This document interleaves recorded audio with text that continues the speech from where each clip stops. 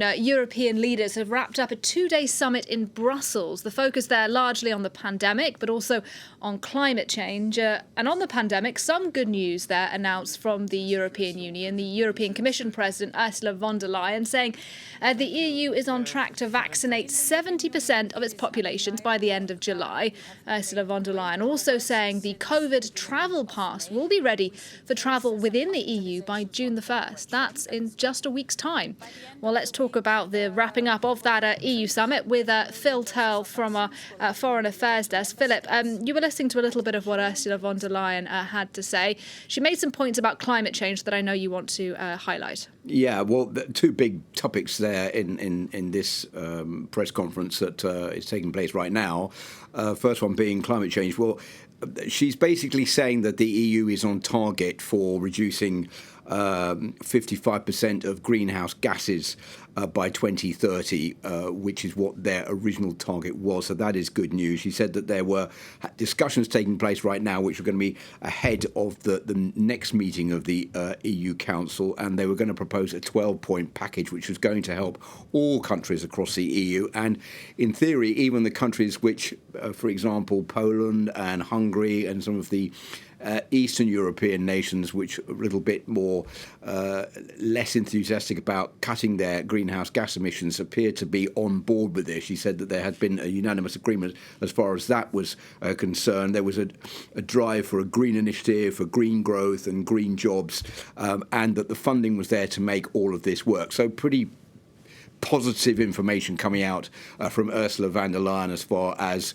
their efforts to fight climate change are concerned so far. Yeah, positive news as well. So she says as well on the pandemic, the EU now saying that as early as next week that COVID travel pass will be up and running so that Europeans can move around the bloc, and 70% of Europeans should be vaccinated by the end of July. What do you make of all of that? Well, there is tremendous pressure on EU leaders to come up with some kind of travel pass, some kind of way to let people travel this summer, not only from people themselves who want to go on holiday around Europe, but also from travel companies and the tourist industry who say we're losing vast amounts of money. You have to have some kind of way to let people travel. So that is going to be good news from June the 1st. If you've had your vaccinations, then you will be able to have a travel pass. If you've had a negative COVID test, you will also be able, in theory, to be able to travel much more easily around the European Union within the Schengen zone than you have been up until now. So that is all positive stuff. She's also said that the EU is going to make a tremendous effort to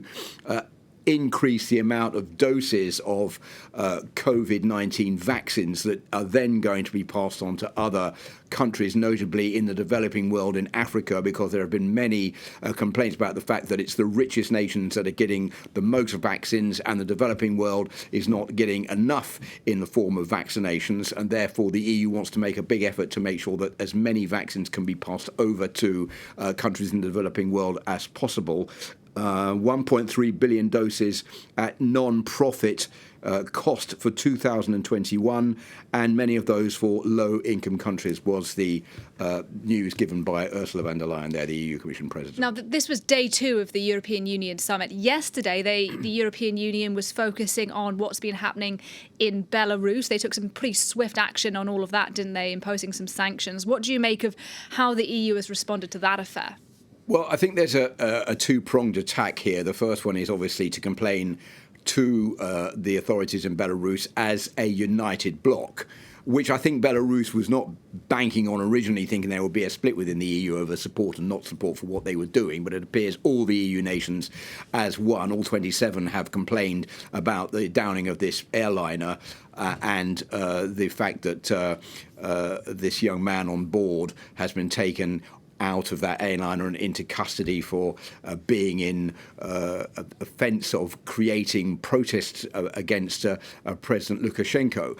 So there is a united voice within Europe. That's the first attack. The second one is to introduce more sanctions against the leadership of Belarus, notably this ban of flying over Belarus airspace, which is going to undermine money coming into the country, $500 per plane, which flies over Belarus. So that's going to be bad news. And I think the feeling is that the only way that any move forward in a return to democracy and human rights and freedom of the press in Belarus is going to happen is if the state coffers are directly hit by sanctions and not individuals. And I think that is one move towards that by the European Union. All right, really interesting stuff. Philip Turle, thank you very much indeed for talking to us that as we're listening to the wrapping up of the EU summit taking place today in Brussels.